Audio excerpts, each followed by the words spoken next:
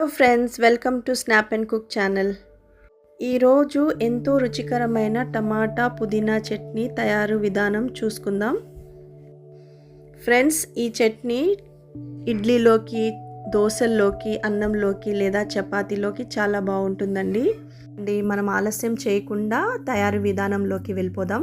దాని కొరకు ఒక ప్యాన్ని మనం వేడి చేసుకోవాలి. ఆ ప్యాన్ హీట్ అయ్యాక వేరుశనగ పప్పులను మనము దాంట్లోకి వేసుకోవాలి. ఇక్కడ నేను 2 టేబుల్ స్పూన్ల వేరుశనగ పప్పును తీసి ఫ్రై చేసి పక్కన పెట్టుకున్నాను. అదే కడాయిలోకి మరి ఒక 2 టేబుల్ స్పూన్ ఆయిల్ వేసుకొని సన్నగా తరిగిన ఉల్లిపాయలను ఫ్రై చేసుకోవాలండి. ఈ విధంగా ఒక చిన్న ఉల్లిపాయ సరిపోతుంది. ఆ ఉల్లిపాయని ఇలా తరుక్కొని మనము సన్నగా ఈ విధంగా ఫ్రై చేసుకోవాలి. లో ఫ్లేమ్లో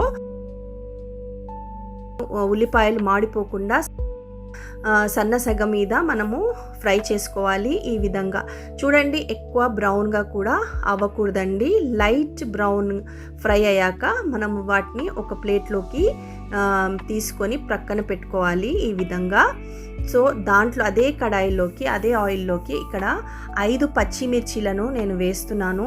మరి సన్నని సెగ మీద ఆ పచ్చిమిర్చీలను కూడా ఈ విధంగా ఫ్రై చేసుకోవాలి.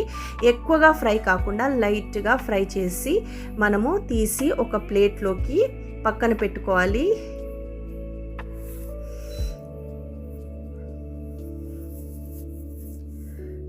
సో ఒక ప్లేట్లో పక్కన పెట్టేసుకున్నాక తర్వాత మంచిగా ఒలిసి కడిగి పెట్టుకున్న పుదీనా ఆకులను ఇక్కడ నేను ఫ్రై చేసుకుంటున్నాను. చాలా తక్కువ ఫ్లేమ్లో, అంటే లో ఫ్లేమ్లోనే ఫ్రై చేసుకోవాలండి. లైట్గా ఫ్రై చేసుకోవాలి. సో ఈ విధంగా ఫ్రై చేసుకొని పుదీనా ఆకులను కూడా ఒక ప్లేట్లోకి తీసుకొని పక్కన పెట్టుకోవాలి.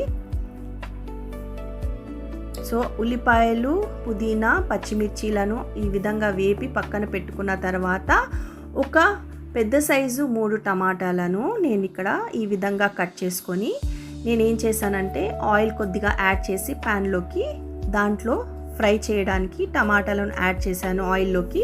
ఆ తర్వాత వెల్లుల్లి రబ్బలను కూడా యాడ్ చేశానండి. వెల్లుల్లి రబ్బలు ఇక్కడ ఒక 5 నుంచి 7 వరకు వెల్లుల్లి రెబ్బలను, కొద్దిగా చింతపండు రెమ్మలను, ఒక 2-3 రెమ్మల చింతపండువి కడిగి యాడ్ చేశాను. దాంట్లో కొద్దిగా ఉప్పు వేసి సన్నని సెగ మీద మనము టమాటాలు మెత్తబడేంత వరకు కూడా మనము దాన్ని ఉడికించుకోవాలి నూనెలో. ఆ తర్వాత నేను ఇక్కడ సన్నగా తరిగిన కొత్తిమీరను కూడా లైట్గా ఫ్రై చేయకూడదు, లైట్గా అలా వేసేసి దించక ముందు కొద్దిగా అలా వేసి ఫ్రై చేసుకోవాలండి.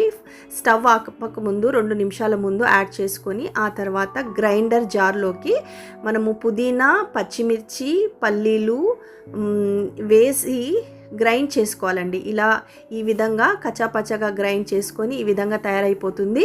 ఆ తర్వాత మనం దీంట్లోకి మనము ఏం చేయాలంటే కొద్దిగా వాటర్ని యాడ్ చేయాలి. ఒక పేస్ట్లా అయ్యేలాగా మనము దీంట్లో కొద్దిగా వాటర్ యాడ్ చేస్తున్నాను. చూడండి, వాటర్ యాడ్ చేసిన తర్వాత ఒక పల్స్ ఇవ్వాలి. కొద్దిగా అట్లా ఒక్కసారి తిప్పితే ఈ విధంగా తయారైపోతుంది. ఈ కన్సిస్టెన్సీలో ఉంటుంది. తర్వాత మనం ఏం చేయాలంటే అందులోకి మనము కొత్తిమీర, వెల్లుల్లి, టమాటా, చింతపండు, ఉప్పు వేసి మనము మగ్గించుకొని పెట్టుకున్నాం కదా, అది ఇందులోకి యాడ్ చేసుకున్నాము.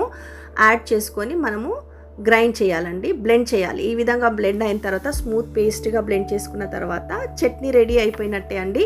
ఈ చట్నీ మనము దాంట్లోకి మనం ఫ్రై చేసిన ఉల్లిపాయలను మనం ఇప్పుడు యాడ్ చేస్తామండి. చూడండి, ఈ చట్నీ దోశలోకి, మరి ఇడ్లీలోకి, పప్పుచారు అన్నంలోకి, మరి అన్నంలోకి, చపాతీలోకి చాలా రుచికరంగా ఉంటుంది. ఈ విధంగా మీరు తయారు చేసుకొని మరి మీరు కూడా ట్రై చేయండి. ఎంతో రుచికరమైన టమాటా పుదీనా పచ్చడి రెడీ అయిపోయిందండి. ఇప్పుడు మనము ఉల్లిపాయలను దీని మీద వేసి మనము కొద్దిగా కొత్తిమీర వేసి మనం గార్నిష్ చేసుకుందామండి. చూడండి, సో ఉల్లిపాయలు ఫ్రై చేసుకున్న ఉల్లిపాయలను యాడ్ చేశాను. అంతే అండి, ఎంతో రుచికరమైన పుదీనా చట్నీ రెడీ అయిపోయింది. మీ ఫ్యామిలీ మెంబర్స్కి ఇలా తయారు చేసి పెట్టండి, మీరు తయారు చేసుకోండి. అంతే అండి, ఎంతో రుచికరమైన టమాటా పుదీనా చట్నీ రెడీ అండి. మళ్ళీ ఇంకా టేస్టీ హెల్తీ రెసిపీస్తో మీ ముందుకు వస్తాను. అంతవరకు eat healthy, stay healthy. Bye.